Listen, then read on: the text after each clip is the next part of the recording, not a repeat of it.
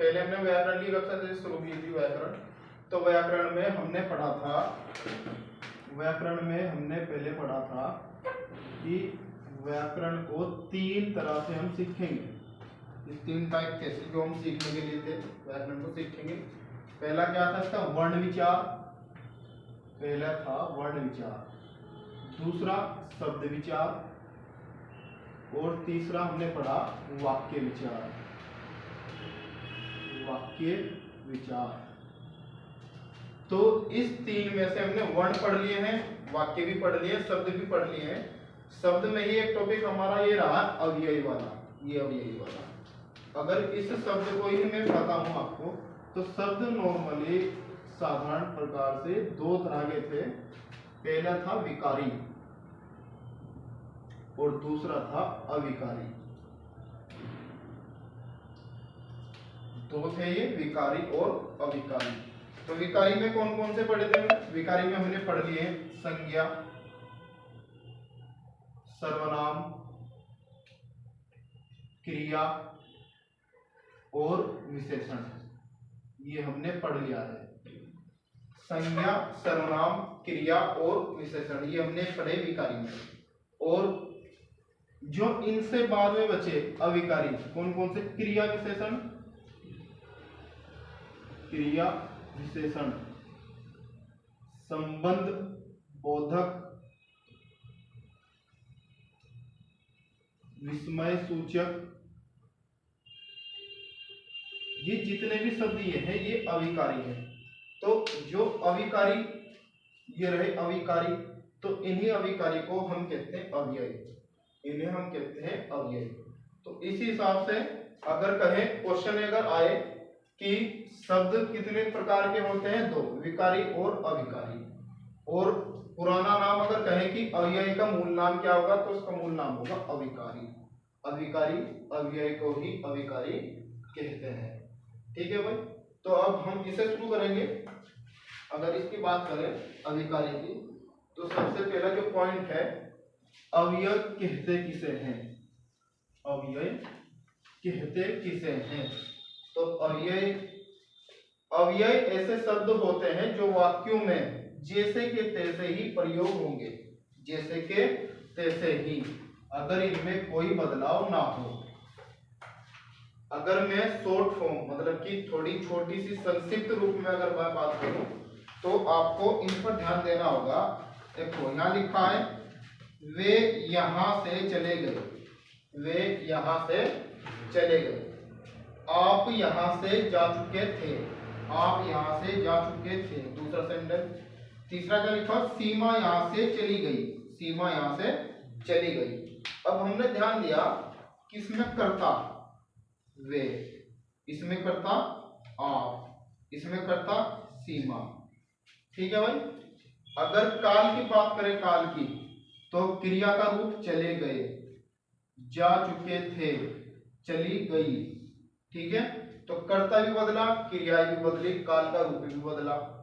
अब ऐसे शब्द जो बदले ही नहीं, यहां से ये जो का तो रहा, यहां से ये भी ऐसा ही रहा, यहां से ये भी ऐसा ही रहा।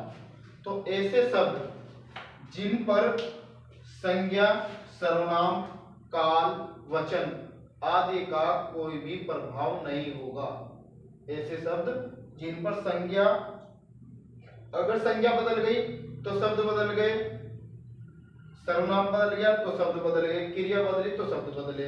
लेकिन कुछ शब्द ऐसे हैं जो ज्यों के त्यों रहे, चाहे आप संज्ञा बदल दो, सर्वनाम बदल दो, कर्ता बदल दो, क्रिया बदल दो, काल बदल दो, तो इन पर कोई प्रभाव नहीं पड़ा।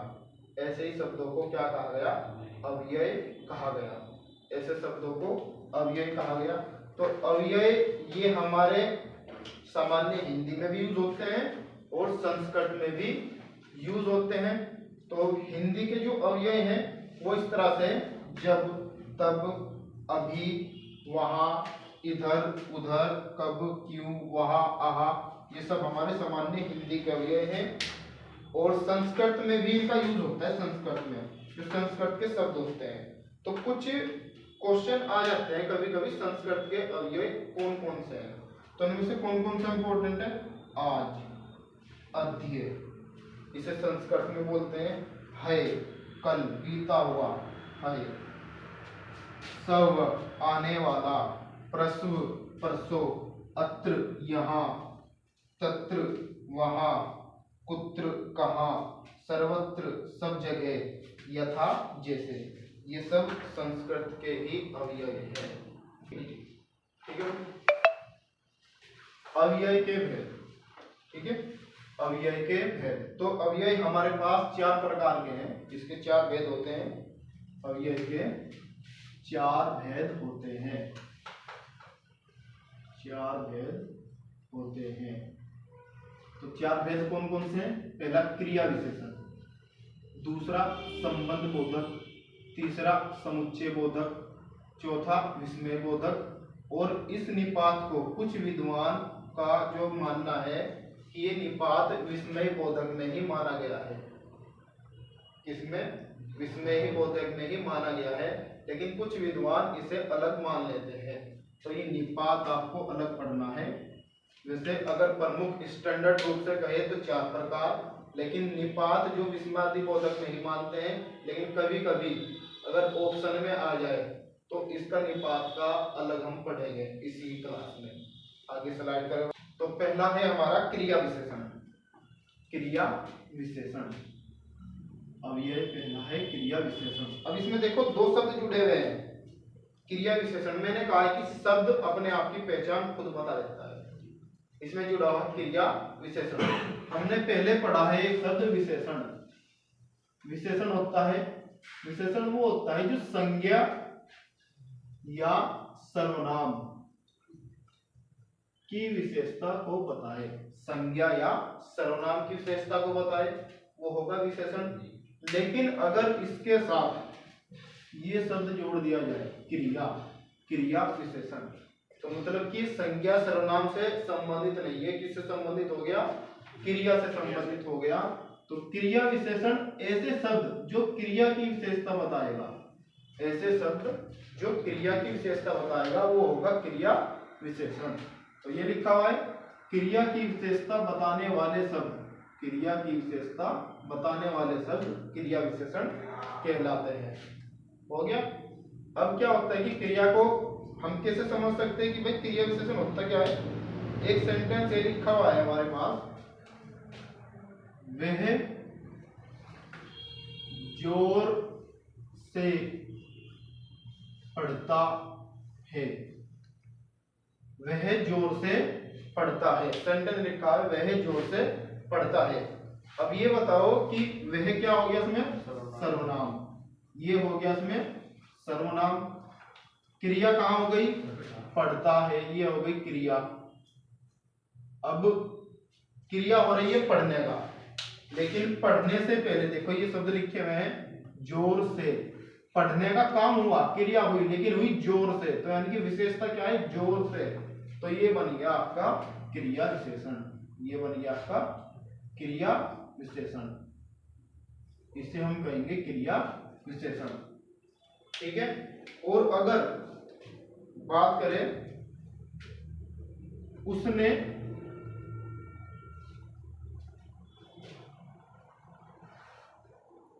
जोर से बुलाया,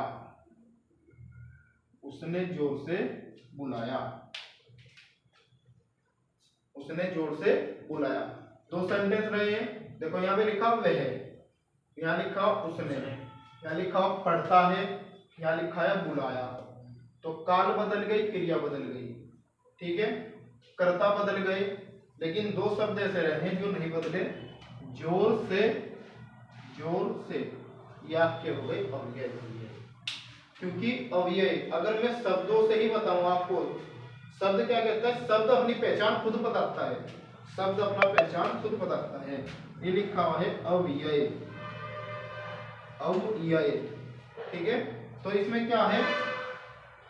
ए प्लस व्यय, ए प्लस व्यय।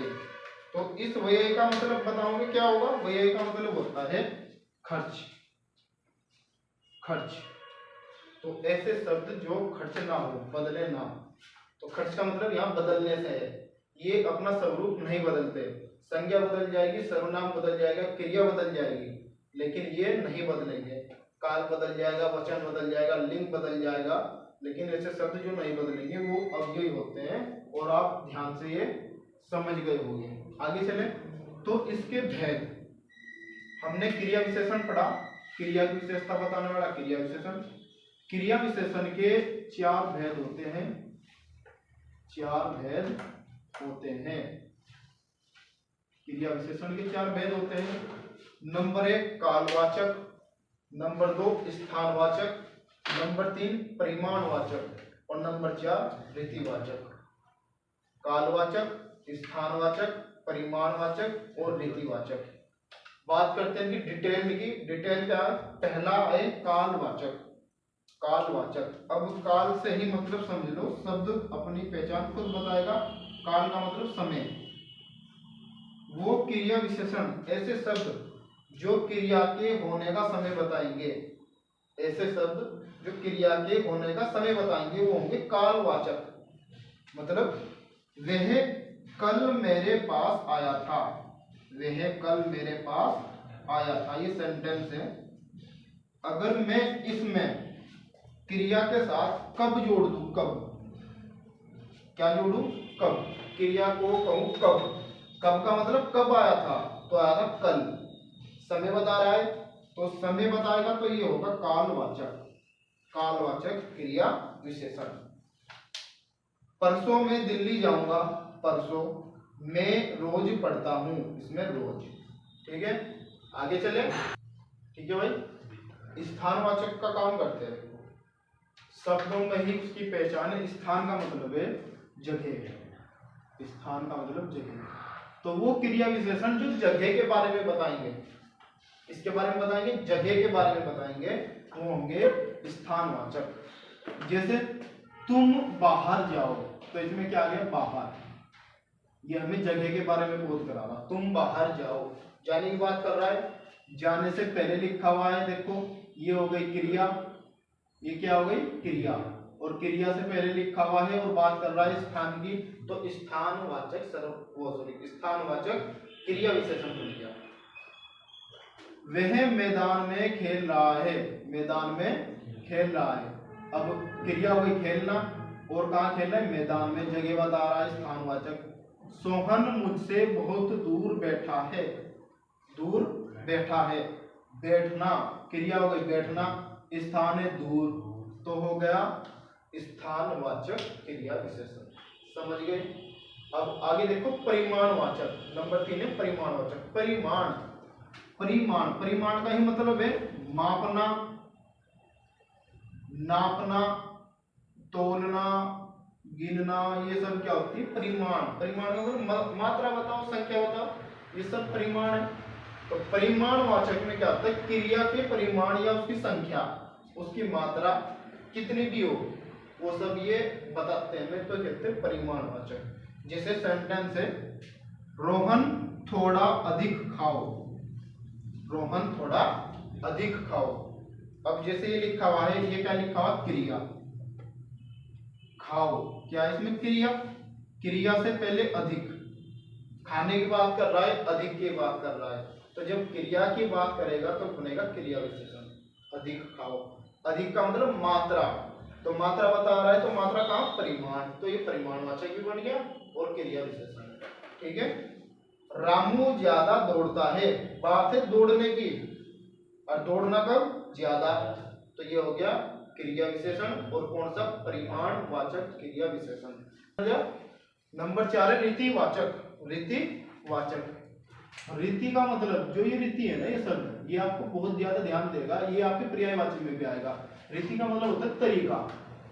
क्या मतलब होता है, तरीका। तो क्रिया के होने की विधि या उसका तरीका, जब वो शब्द बताएंगे तो ये होगा रीतिवाचक क्रिया विशेषण। जैसे पहला सेंटेंस क्या लिखा, पहला वाक्य, रीना ध्यान से चलती है, चलना, और चलने का तरीका क्या उसका, ध्यान से, ध्यान से चलती है, तो ये हो गया रीतिवाचक। हो गया। रोहित फटाफट खाता है, क्रिया क्या हो गई, खाना, और कैसे खाता है, फटाफट। सारे गुब्बारे हाथों हाथ बिक गए। कोई चीज है बेचने के लिए गुब्बारे, बिकने का काम हुआ, क्रिया हुई बिकने की, और हाथों हाथ बिके। तरीका था हाथों हाथ बिके, एक बार लिया, एक बार दिया, एक बार लिया, एक बार दिया, बैठने की कोई जरूरत नहीं लगी। तो ये हो गए रीतिवाचक क्रिया विशेषण। अब विशेषण और क्रिया विशेषण में क्या अंतर है, ये भी पॉइंट आपको समझ लेना चाहिए। देखो इस पर ध्यान दो, कुएं में अधिक पानी नहीं है, कुएं में अधिक पानी नहीं है। अब इसमें ये बताओ पहले अव्यय कौन सा है, अव्यय, अव्यय इसमें एक तो ये है अधिक, अधिक, ठीक है, जिस पर हमें ध्यान देना, अधिक है इसमें अव्यय।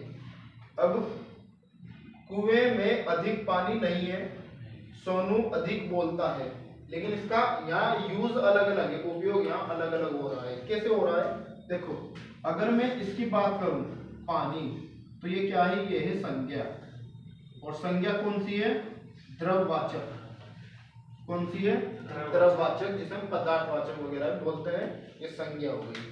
अगर ये संज्ञा से पहले आएगा, किससे पहले आएगा, संज्ञा से पहले आएगा, संज्ञा की तो विशेषता बताई, तो ये क्या बन गया, विशेषण, ये बना विशेषण, विशेषण बन गया। अब यहां देखो नीचे वाले सेंटेंस में ये है बोलना, बोलता, ये है क्रिया, ये यहाँ पे क्रिया, बोलता है, ये था यहाँ संज्ञा, और ये है क्रिया। क्रिया से पहले आ गया तो ये बन गया क्या, क्रिया विशेषण, ये बन गया क्रिया विशेषण। तो आपके क्वेश्चन में एक सेंटेंस देगा, वाक्य लिख दिया, उस वाक्य में कहेगा कि विशेषण कौन सा और क्रिया विशेषण कौन सा।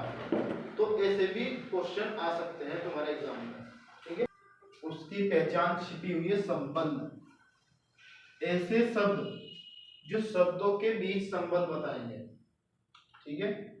क्या कह सकते हैं, वे शब्द जो संज्ञा या सर्वनाम के साथ लगकर उनका वाक्य के अन्य शब्दों के साथ संबंध बताए, उन्हें संबंध सूचक कहते हैं या संबंध बोधक कहते हैं। जैसे सेंटेंस लिखा है, शिक्षक के पीछे छात्र चल रहा है, शिक्षक के पीछे छात्र चल रहा है।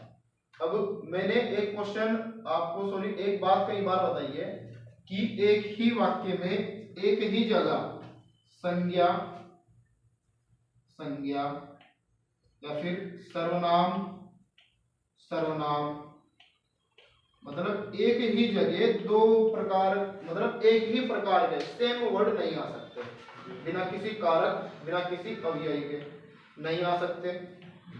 अब इसको क्या करना है कि देखो यहाँ पे ध्यान दो, शिक्षक कौन है इसमें, संज्ञा, छात्र कौन है इसमें, संज्ञा। अब अगर मैं बीच के जो ये वर्ड लिखे हुए हैं के पीछे, ये इन्हें हटा दूं तो ये संज्ञा और ये संज्ञा दोनों एक साथ आ जाएगी, आ जाएगी। तो इनके बीच संबंध बिठाएंगे, भाई संबंध तो बताना पड़ेगा ना। शिक्षक का छात्र से क्रिया जो हो रहा है, चल रहे हैं, भाई शिक्षक भी चल रहे हैं और छात्र भी चल रहे हैं, शिक्षक भी चल रहे हैं और छात्र भी चल रहे हैं, काम दोनों का एक ही हो रहा चलने का। तो संबंध कैसे आ रहा है कि संबंध ये बताएगा, ये वाला शब्द, शिक्षक के पीछे छात्र चल रहे हैं। तो जो शब्दों के बीच संबंध बता दे उसे कहेंगे संबंध बोधक। क्या कहेंगे उसे, संबंध बोधक। रोहन के साथ मोहन भी चला गया, काम हुई दोनों का, काम दोनों ने किया, रोहन ने भी किया, मोहन ने भी किया, काम किया, जाने का, चला गया। तो संबंध कैसे बताएंगे, इन शब्दों के साथ, के साथ, रोहन के साथ मोहन भी चला गया, तो इसमें हो गया के साथ। तो संबंध बोधक और क्रिया विशेषण जो हमने पढ़ा, अभी क्रिया विशेषण पढ़ा और संबंध बोधक, इन दोनों में अंतर कैसा होगा, देखो अंतर पहला तो है सेंटेंस, राजा अंदर गया, राजा अंदर गया। अब देखो अगर आपने शब्दों को पहचान लिया तो आप क्वेश्चन वहीं के वहीं कर दोगे। राजा क्या है, संज्ञा, गया क्या है, क्रिया, ठीक है भाई। राजा है संज्ञा और गया है क्रिया। अब ये क्रिया से पहले आ गया अंदर, तो संज्ञा और क्रिया के बीच में बताया संबंध, तो बन गया संबंध बोधक। राजा महल के अंदर गया, राजा महल के अंदर गया। अब उसमें पहला जो सेंटेंस लिखा था वो था राजा अंदर गया, अब यहाँ आ गया राजा महल के अंदर गया। अब देखो ये भी संज्ञा है और ये भी संज्ञा है, ठीक है भाई, ये है क्रिया। और अभी हमने क्या किया कि संज्ञा संज्ञा एक साथ नहीं आ सकती, तो इसका ये मतलब है कि ये आपको संज्ञा अलग नहीं है, ये संज्ञा इसके साथ है, के अंदर, महल के अंदर, तो ये बन गया क्रिया विशेषण, क्रिया विशेषण।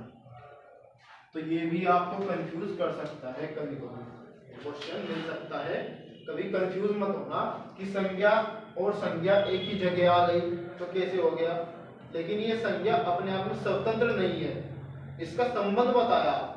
राजा गया है, कहाँ गया है, महल के अंदर गया है, महल के अंदर, तो एक क्रिया का विशेषण बन गया, क्रिया विशेषण बन गई, आप संज्ञा नहीं है, ठीक है भाई। अगले वाला, खुशी के मारे वह पागल हो गया, खुशी के मारे वह पागल हो गया।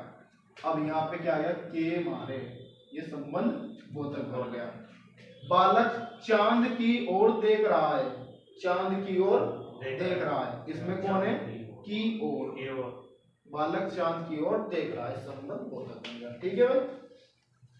संबंध बोधक के प्रकार ये है, पहला प्रकार बस एक बार पढ़ना है, ये हफ्ते तो मतलब क्वेश्चन में तो इतना पूछा नहीं गया, लेकिन पता होना चाहिए।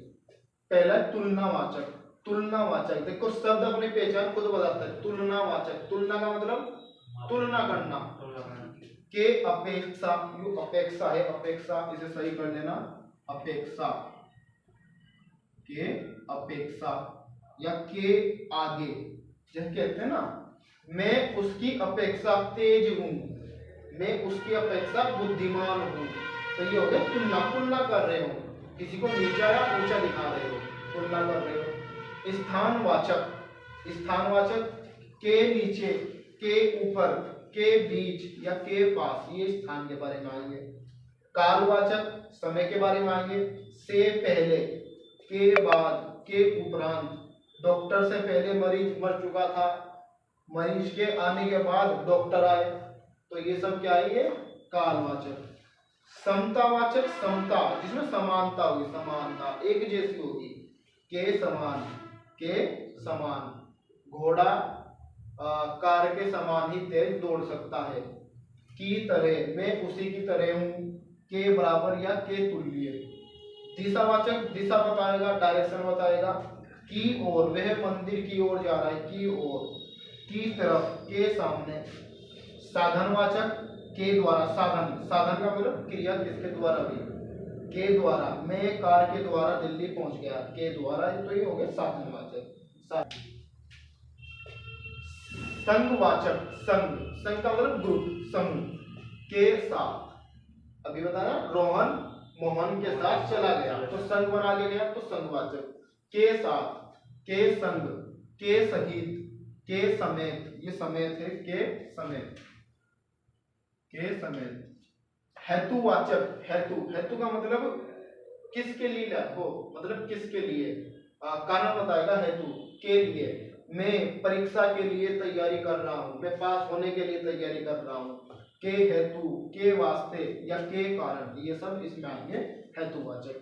विरोधवाचक, देखो विरोध, विरोध का मतलब अपोजिट, विपरीत होगा हमेशा, के विरुद्ध, के खिलाफ, के विपरीत, ये शब्द आएंगे इसमें। पृथकवाचक, पृथक का मतलब होगा, पृथक का मतलब अलग, पृथक का मतलब हो गया अलग, तो अलग होने से ही बात करेगा, तो से अलग हुआ, से दूर हुआ या से हटकर, तो ये सब हो गए पृथकवाचक। ठीक है, लिखे हैं ये शब्द, लिखे हैं सामने, अंदर, बाहर, नीचे, पीछे। हमें इसका जानना क्रिया विशेषण में किस तरह से यूज होगा और संबंध बोधक में किस तरह से यूज होगा, हमें वो देखना है।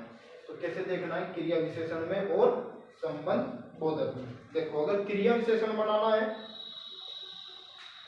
तो हम करेंगे वह मेरे, सॉरी, वह सामने से आया, वह सामने से आया। अब देखो क्रिया कौन है, आया, यह है क्रिया, क्रिया से पहले सामने, तो ये बन गया क्रिया विशेषण। अगर संबंध बताना है, संबंध, संबंध कैसे बताएगा, घर के सामने, घर के सामने मंदिर है, घर के सामने मंदिर है, ये बन गया संबंध बोधक, क्योंकि दोनों संज्ञा के बीच में बन गया, दोनों संज्ञाओं के बीच का संबंध बता रहा है। ठीक है। अंदर, वह अंदर गया, वह अंदर गया। बिल्ली अलमारी के अंदर है, के अंदर है, तो ये बन गया संबंध बोधक।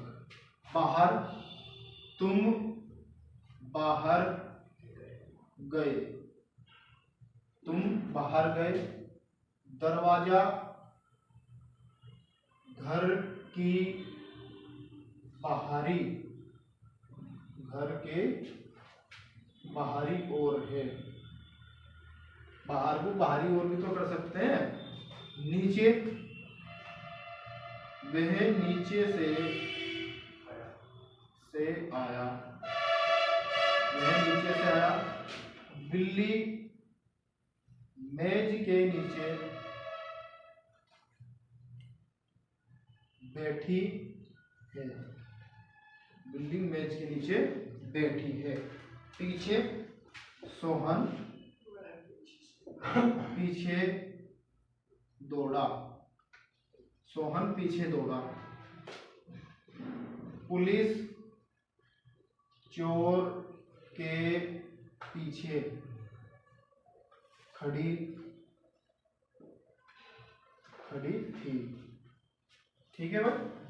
अब देखो इसमें कुछ थोड़ा डिफरेंस ऐसा होगा कि सामने शब्द दोनों एक ही होंगे, थोड़ा बस फर्क कर दिया, और ये क्रिया विशेषण हो गई क्रिया के साथ, और संज्ञा के साथ होंगे तो संबंध बोधक हो गया। ठीक है, क्रिया विशेषण और संबंध बोधक हो गया। आसानी है, विस्मयादि बोधक, इसे आप सही कर लेना, ये नाम थोड़ा गलत हो गया स्पेलिंग, विस्मयादि, विस्मयादि बोधक, विस्मयादि बोधक। विस्मय, विस्मय का ही मतलब होता है, अगर मैं इसका मतलब बताऊं, विस्मय, विस्मय का मतलब होता है मन में अचानक से उठने वाली भावनाएं, मन में अचानक से उठती हुई भावनाएं वो विस्मय होती है। चौंकना, आश्चर्य, चकित हो जाना, वो सब विस्मय होता है। तो इसमें क्या होता है कि आपको बहुत ही इंपॉर्टेंट जो आपको ध्यान देना कि ऐसे वाक्यों में या ऐसे शब्दों में ये चिन्ह आएगा, और इसे कहते हैं विस्मय बोधक चिन्ह, इसे कहते हैं विस्मय बोधक चिन्ह। तो इसमें कैसे शब्द मिलेंगे, अरे, ओ, शाबाश, काश, तो ये ऐसे हैं जो मन की भावनाओं को व्यक्त करते हैं, तो ये होंगे विस्मयादि बोधक। ठीक है। कैसे होते हैं, शोक बोधक, देखो शोक, शोक का मतलब होता है दुख, ऐसे मनों के भाव जो दुख बताते हैं, ओ, उफ। ठीक है। तिरस्कार बोधक, तिरस्कार बोधक, तिरस्कार बोधक। तो तिरस्कार का मतलब होता है घृणा करना, घृणा करना मतलब ईर्ष्या करना, हटा देना किसी चीज को, नफरत करना। तो जैसे छी, थू थू, धिक्कार दिया भाई, हट जरा हट।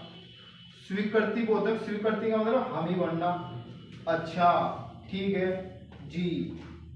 संबोधन, संबोधन का मतलब है किसी को पुकारना या बुलाना, संबोधन करना। तो इसमें होता है जी सुनो, अरे, हेलो, ए। हर्षबोधक, हर्ष का मतलब है खुशी, जब खुशी महसूस होती है तो वाह वाह, अति सुंदर। भय बोधक, भय का मतलब होता है डर, भय का मतलब डर, तो डर में ओ, हाय, बाप रे, त्राही त्राही, ये शब्द मिलेगा त्राही त्राही संस्कृत में, या शुद्ध संस्कृत शुद्ध हिंदी में त्राही त्राही, इसका मतलब भी डर होगा। ठीक है भाई। आशीर्वाद बोधक, तो आशीर्वाद में जब ऐसे शब्द जो आशीर्वाद देंगे, जैसे कहते हैं जीते रहो, खुश रहो, अनुमोदन बोधक होगा हाँ अच्छा, अनुमोदन दे दिया, अनुमोदित कर दिया। फिर विदास बोधक, विदास का मतलब होता है जब हम अलग होते हैं, विदाई लेते हैं दूसरों से, विदास बोधक। विदास बोधक में कौन सा आएगा, टाटा, बाय बाय, ये सब इसमें विदास बोधक में आएंगे, बाय बाय। ठीक है। विवस्ता बोधक, विवस्ता, विवस्ता का मतलब मजबूरी, कर कुछ नहीं सकते, मजबूर है बस, क्या कर रहे हैं हम, काश, काश ऐसा होता, काश, कदाचित, कदाचित तुम समय पर आ जाते, काश तुम समय पर आ जाते।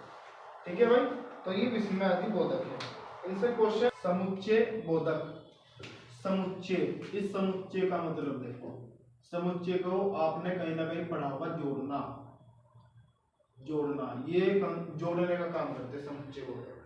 समुच्चय मतलब ग्रुप बनाना, एक ढांचा तैयार कर देना मिलाकर। तो क्या होगा, शब्दों, वाक्यांशों या वाक्यों को जोड़ने का काम करते हैं, शब्दों को, वाक्यों को या वाक्यांशों को जोड़ने का काम करते हैं। ये दो प्रकार के होते हैं, समानाधिकरण और व्यधिकरण, समानाधिकरण और व्यधिकरण। जैसे अगर दो वाक्य होंगे, दो वाक्यांश होंगे या दो शब्द होंगे, अगर वो दोनों सेम होंगे, समान होंगे, सेम का मतलब ये नहीं है कि इधर भी रोहन लिखा हुआ इधर भी रोहन, मतलब उनका भाव एक ही होगा, उनका अर्थ दोनों का सेम होगा, तब हो गए समानाधिकरण। व्यधिकरण ये अलग अलग, अलग अलग को जोड़ते हैं, अलग अलग, ये समान नहीं होंगे। जैसे रोहन और लक्ष्मण दोस्त बन गए, तो दोनों में इधर भी पॉजिटिव बात कही, सकारात्मक बात है, इधर भी सकारात्मक बात है, दोनों को इन्होंने जोड़ दिया, और रावण को और लक्ष्मण को जोड़ने का काम किया और ने, तो ये बन गया समुच्चय बोधक। ठीक है। उषा बहुत तेज दौड़ी लेकिन सफल नहीं हो सकी, समझे बात भाई, पहला जो सेंटेंस है इसमें हुई तेज दौड़ने की बात, उषा तेज दौड़ी लेकिन सफल नहीं हो सकी। अब ये तो अलग अलग हो गए, ये भी डिफरेंट हो गया, ये भी डिफरेंट हो गया, अलग अलग हो गया, तो ये हो गया व्यधिकरण। ठीक है। समानाधिकरण, समान यानी कि एक जैसा। रामू और श्यामू दोनों दोस्त थे, रामू भी दोस्त थे और श्यामू भी दोस्त थे, दोनों एक जैसी बात को जोड़ रहे हैं। तुम चले जाओगे तो मेरा क्या होगा, तो मैं क्या करूंगा, इधर भी सकारात्मक चीज है, इधर भी सकारात्मक चीज है। आलू तथा गोभी सब्जियां हैं, आलू और गोभी सब्जियां हैं। संयोजक, इनमें कौन से संयोजक होंगे, भी, वे, और, तथा, एवं, ये संयोजक इनमें मिलेंगे। विभाजक, विभाजक यानी कि अलग अलग करने वाले, ताकि, या तो या, चाहे चाहे, क्या क्या, ने तो ना, परंतु नहीं, तो, अथवा, अन्यथा, मगर, ये आएंगे विभाजक के रूप में। संयोजक का मतलब जोड़ने का काम करेंगे, विभाजक का मतलब अलग करने का काम करेंगे। जैसा कहें ना, इतना काम करो, इतना काम करो ताकि सफल हो सको, तो काम करोगे तो सफल होगे। ठीक है। ना तो राम यहाँ आया ना ही श्याम यहाँ आया, तो ये विभाजक का काम कर रहे हैं, ना तो राम ना ही श्याम, लेकिन जोड़ रहे एक ही बात को, जोड़ एक ही बात कर रहे हैं। ठीक है भाई। विकल्प सूचक, विकल्प, विकल्प का मतलब है जहां हमें छांटने का काम करेगा, छांटना विकल्प, या, अथवा, अन्यथा, की, इसका मतलब है मेहनत करो या फेल हो जाओ, या तो बस विकल्प तुम्हारे पास है, या तो मेहनत करो या फेल हो जाओ, तो ये हो गए विकल्प सूचक। विरोध सूचक, विरोध का मतलब अपोजिट, कोई विपरीत की बात करेगा, वरना, पर, किंतु, मगर, बल्कि, लेकिन, ये विरोध की बात करेगा। जैसे लेकिन, मैंने याद बहुत किया लेकिन मैं फिर भी फेल हो गया, तो विरोध की बात करते हैं। परिणाम सूचक, परिणाम जिनमें हमें रिजल्ट मिलेगा, परिणाम मिलेगा, उसने मेहनत की इसलिए वह पास हो गया, उसने मेहनत की इसलिए वह पास हो गया। अतः, अतएव, फलतः, परिणाम स्वरूप, ये सब शब्द इसमें दिखाई देंगे। वियोजक, वियोजक और जो विरोध सूचकता या फिर विभाजकता, वो दोनों सेम एक ही होते हैं, या, ने, अथवा, ये सब इनमें आएंगे।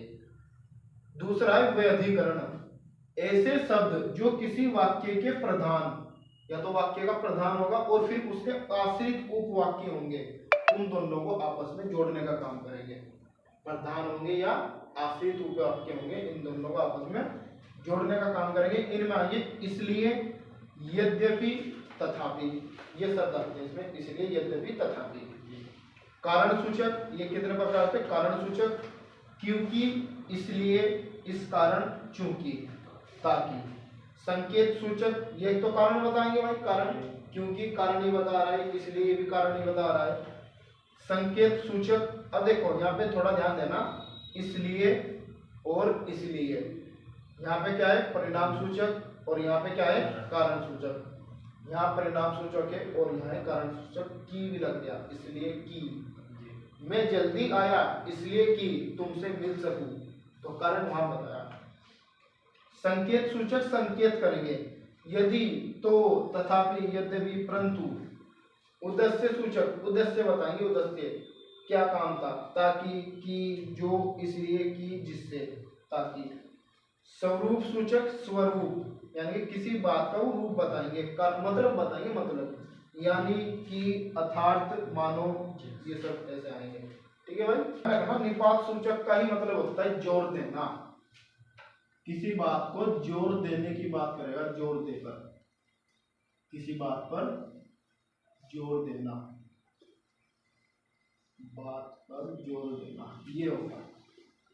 जैसे तुम्हें आज रात रुकना ही पड़ेगा, तुम्हें आज रात रुकना ही पड़ेगा, तो इसमें क्या हो गया निपात हो गया, रुकना ही पड़ेगा, तो क्रिया पे जोर दिया, रुकना ही पड़ेगा चाहे कुछ हो जाए।